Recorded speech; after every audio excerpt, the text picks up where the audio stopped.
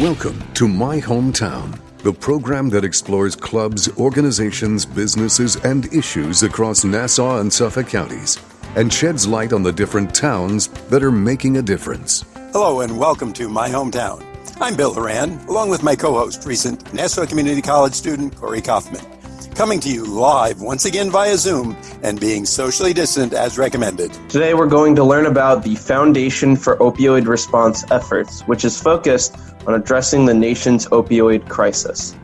I'd like to introduce our audience to Dr. Karen Scott, the president of the Foundation for Opioid Response Efforts. Dr. Scott, welcome to My Hometown on the voice of Nassau Community College 90.3 WHPC. Bill and Corey, thank you so much for having me.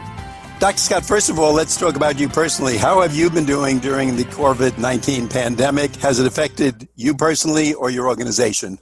Well, thank you for that question. Our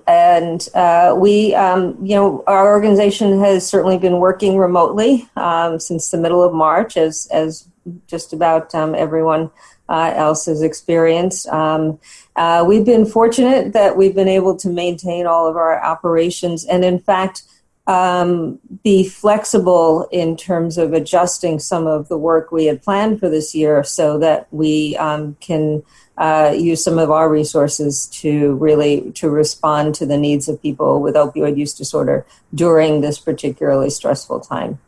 I guess flexibility is the key word for all of us these days. I think so. Flexibility and pivot. Yes.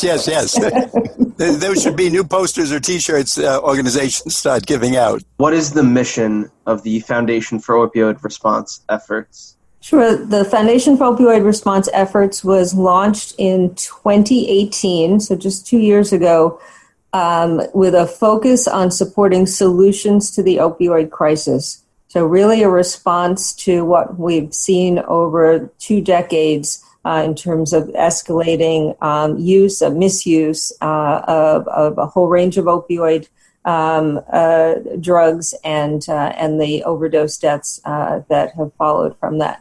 And we do that through grant making. We have the ability to make grants to organizations, as well as identify opportunities to bring different stakeholders and partners together to support this work. We don't expect one foundation can do it alone, and to identify where there are policy initiatives that can make lasting change. How pervasive, so our audience knows, because we hear a lot of these problems, but it's hard to visualize, how pervasive is the opioid addiction problem in the United States? Well, unfortunately, it remains one of our leading causes of death, particularly for younger people in this country. Our most recent data from the Centers for Disease Control and the NIH showed that nearly 130 people a day die of an overdose. Since over the past 20 years, we've had nearly 500,000 people die of overdoses from opioids.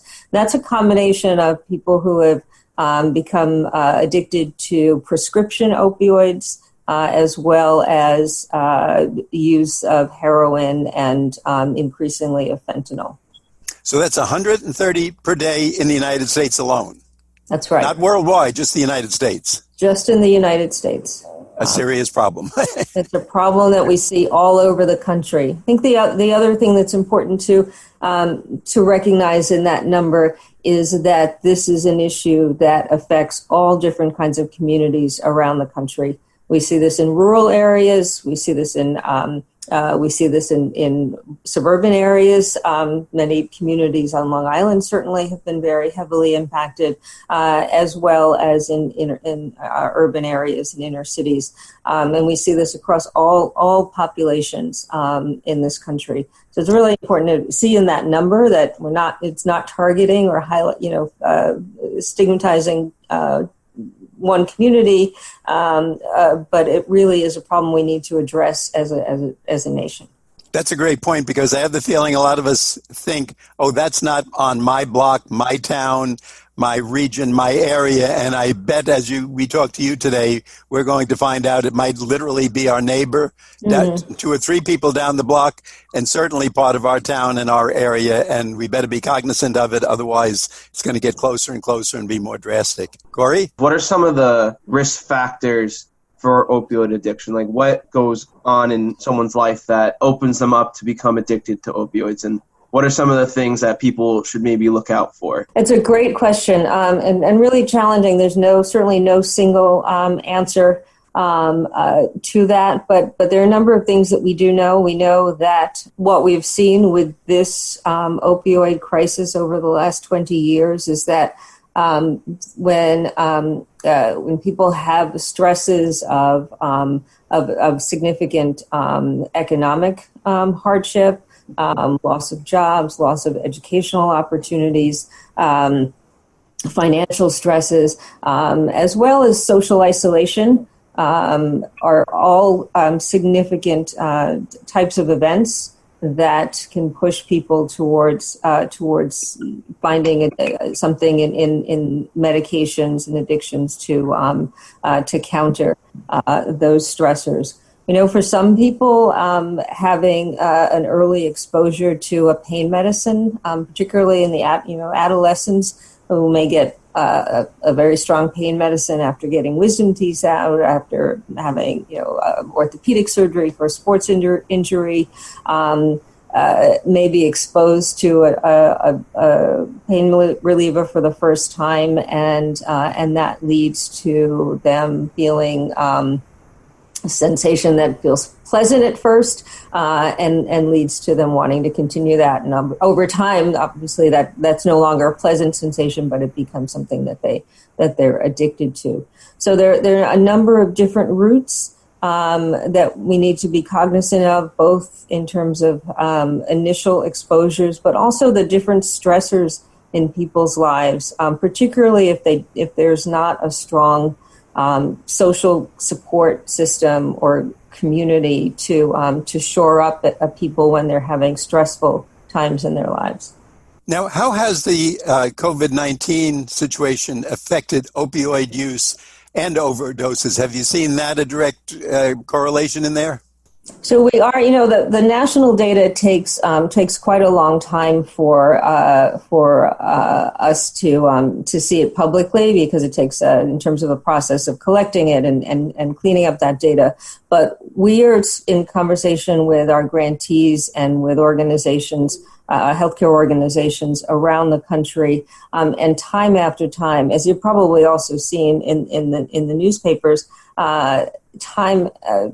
conversation after conversation, we are hearing that overdoses, unfortunately, have gone up in the last few months. We were starting to see a little bit of a decline in 2018, 2019, but since the pandemic, there's a very strong trend towards seeing an increase in overdoses. And I think it ties back most likely to what I was saying just before, that people are now under more stress, that we have a series of stressors in terms of isolation, social isolation, having their people's usual sources of support disrupted because we're staying safe and separate from people to in terms of infection prevention, and people are having their sources of treatment and recovery disrupted as well. So we are unfortunately bracing ourselves for an expectation that this year is going to continue to be a really devastating year in terms of some of those opioid overdose numbers going up even further. Dr. Scott, How can we tell if a family member, either an extended family that may be living with us or may not, or someone we see occasionally during the year, are there some signs we can look for and say, I think they're changing, and that little pill they're taking, maybe it's not an aspirin or a vitamin? Can you give us some warning signs? One of the most important things is, addiction, opioid addiction, I've often heard referred to as a disease of isolation, of loneliness. So one opportunity is really looking for, making sure that people do continue to feel connected. And if there's and if you're seeing in someone more time spent alone, being concerned about, particularly if that's a change in their behavior and in their habits, but seeing that a change in being isolated, being alone, is certainly one thing to look out for. Another is, I think people have become more aware of concerns about pain medications that your doctors might prescribe, but being really careful about not using medications in a way other than they were prescribed. So often many of us prior to the attention to the opioid crisis would probably hold on to, if we got some pain medicine for an injury, might hold on to it in case we need it again, or in case someone else in the family is ill, and that always presents a risk of it falling into into hands that will make it a riskier situation. So paying attention to what's in the medicine cabinet, who's using it, thinking through, do you really need to keep that, or is it too much of a risk, are important things to be thinking about as well. You are listening to My Hometown on the voice of Nassau Community College, 90.3 WHPC. My name is Corey Kaufman, along with Bill Horan. And today we're learning about the Foundation for Opioid Response Efforts, which is focused on addressing the nation's opioid crisis, with our guest, Dr. Karen Scott, their president. You mentioned before stressors that might lead someone to form an opioid habit. Right now, you see with the fallout from COVID, a lot of people are out of work. A lot of people are worried about getting sick. A lot of people may have recently lost a loved one due to COVID, and that could all kind of exacerbate some sort of unhealthy relationship with prescription medication. And what I want to know is, how is your foundation responding to these impacts? Yeah, thanks, Corey. You're absolutely right. As I said, we're seeing some of the overdose numbers go up around the country. This is a very high-risk time for many people. And as a foundation, to speak to our earlier comments about flexibility and pivoting, what we did early in the spring was talk with our grantees who are situated around the country doing work on solutions to the opioid epidemic, and identified that there were a couple of really high priority opportunities where the foundation could do some fairly quick grant making, and it was really focused on helping people stay connected. So we have, and helping organizations who provide recovery support services, so which would typically be done in person, say small group meetings or one-on-one, a peer counselor going to someone's home, helping them figure out how to still provide those services, but do it safely in the context of the pandemic. So we've done a number of grants now to organizations around the country who are providing these services virtually, who are identifying, being creative about helping people connect to them, including thinking about how you make sure someone has access to internet or a mobile hotspot or a phone to be able to connect to virtual platforms. One of those organizations is called Young People in Recovery.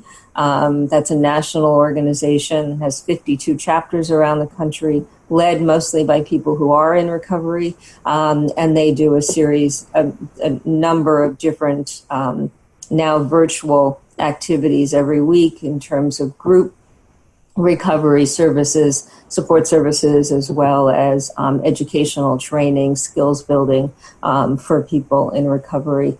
Another example is a hospital system in Tennessee and Virginia, which has a model of using peer recovery coaches to connect, to stay connected with people in recovery and in their treatment services. Figuring out now how to do that virtually rather than in person. So that's been a major way for us to feel that we can step in and fill some of that gap and help people stay connected. The other opportunity we see is that as we've all switched to doing much more healthcare virtually and telehealth, that this is an opportunity for us to support some researchers who are studying how well telehealth works for addiction treatment and recovery, and which patients like it better, and at the same time maybe which patients it's hard for, and will still need to have services in person. So I think that that this is an important. Turns out this is also an important time for us to make sure that we're learning from some of the very quick changes in the delivery of care, so that we can hopefully make the system better longer term. Dr. Scott, it's funny we're talking about that, because I noticed during the last couple of months, even standard appointments at doctors go much quicker. And of course, over the years, we always used to kid, well, I know how they got the word patient. You have to be patient to sit here for 3, 4, 5 hours. Now I barely sit down. I always take a book with me, and before I open the book, they're calling me in. But it's remarkably efficient. Yeah. I come in with my papers. They enter a code name in the computer. They say, is this correct? Yes, they have me approve everything, meaning that it is me, it is the correct person. Are there any other advances that you see that, although this is a difficult time, good medicine or advancements will come out of it that will help in the opioid crisis? Absolutely. So one is certainly having the flexibility of the telehealth services. And I don't think that that's ever going to completely replace in-person visits, but giving patients another option and their providers another option of how to connect around their care.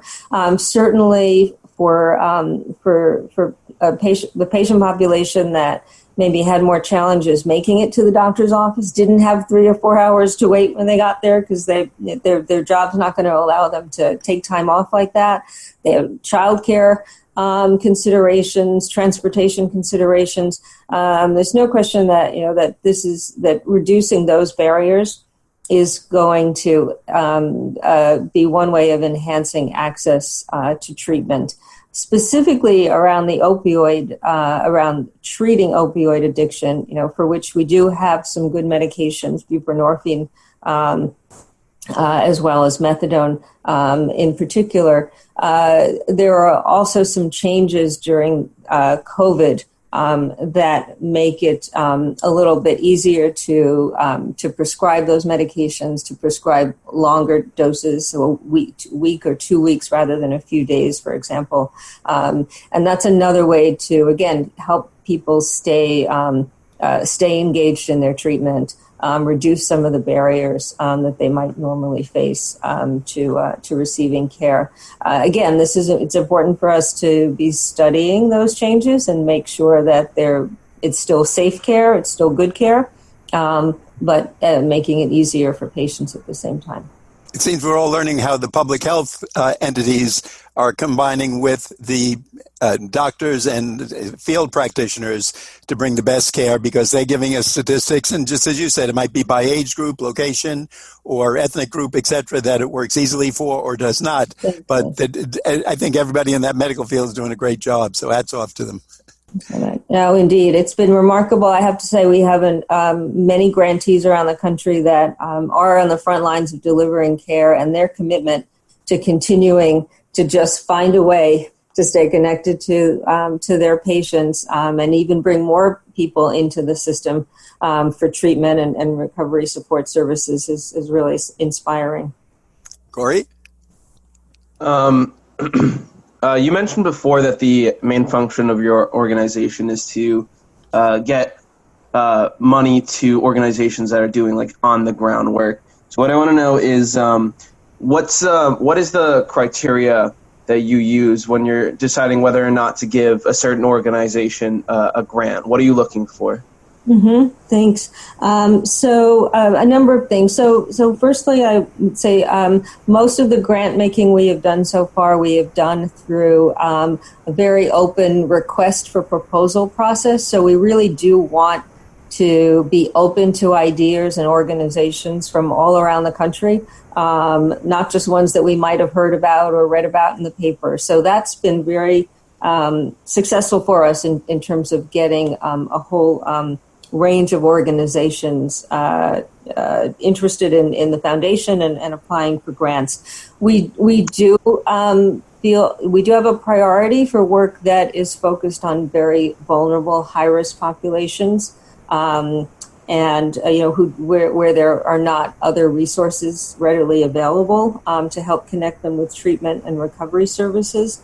We're also looking to make sure that the project that's proposed is feasible, that it can actually be done, and the resources and the timing and with the people who are proposed to do the project. But additionally, we want to know, we're looking for opportunities to learn from everything that we are funding. The focus of the foundation is supporting and working towards solutions to the opioid crisis. And as a small national foundation, we don't want to just put money out there for some immediate services. We want to make sure that we're helping to support work so that we can all learn from it and it can inform changes that improve the system longer term for a much larger population. So those ideas of learning, being able to sustain the project, being able to spread the work further if it's successful, are also things that we judge when we are looking at proposals. Dr. Scott, can you tell us about some of the projects that you may have funded in the New York metropolitan area or something in our area that we might be familiar with or at least heard of?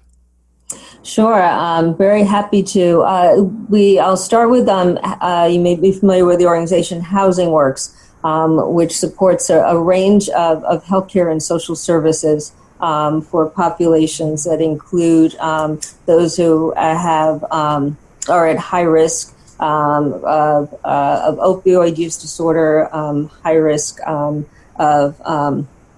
homelessness, who may be re-entering the community after time in jail, for example. And Housing Works has a number of healthcare centers, primary care centers, and has been working to establish standard protocols for having medication-assisted treatment programs. So those are the treatment programs to prescribe buprenorphine medications for people with OUD, and also connect patients with peer recovery coaches to be able to help people navigate, again, through a treatment and recovery process. They anticipate with the grant funding, they'll be able to expand that program in multiple clinic sites and to expand it to several hundred more patients over the next couple of years.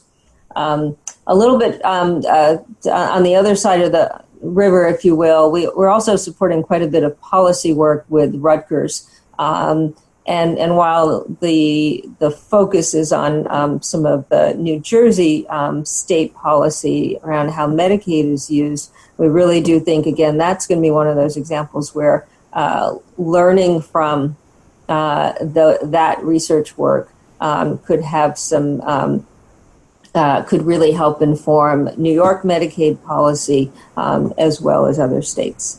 Does your organization, I'm just giving you a chance for a commercial now, does your organization seek out volunteers, whether a retired lawyer or a young law student or a psychiatrist, psychologist, former police officer? Are there any groups that you say, gee, these people would be a great help because we're working in a either geographic area or academic area that we need their skills? So thank you. So we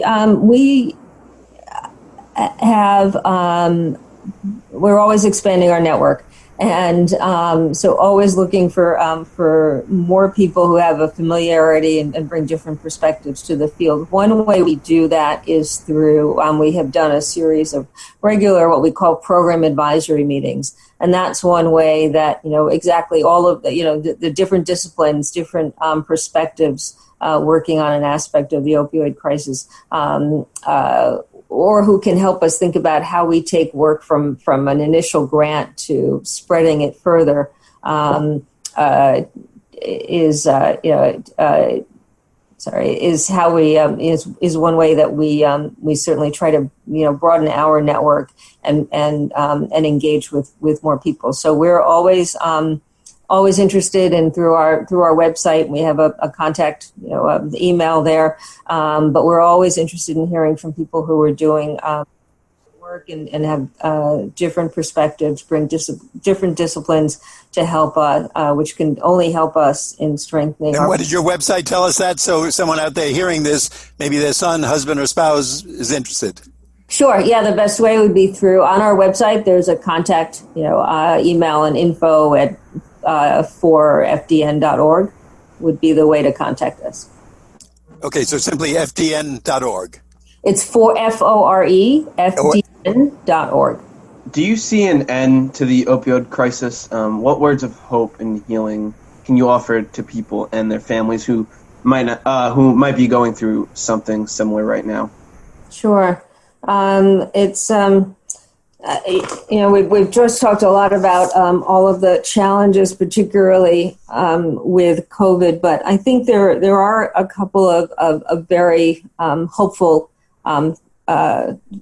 things to remember. One is that there are effective treatments for opioid use disorder, and that treatment and recovery are really possible and really work, and that's been driven home to me in the last couple of years, both by leaders in the field who, such as those at the NIH, as well as numerous stories from different communities around the country.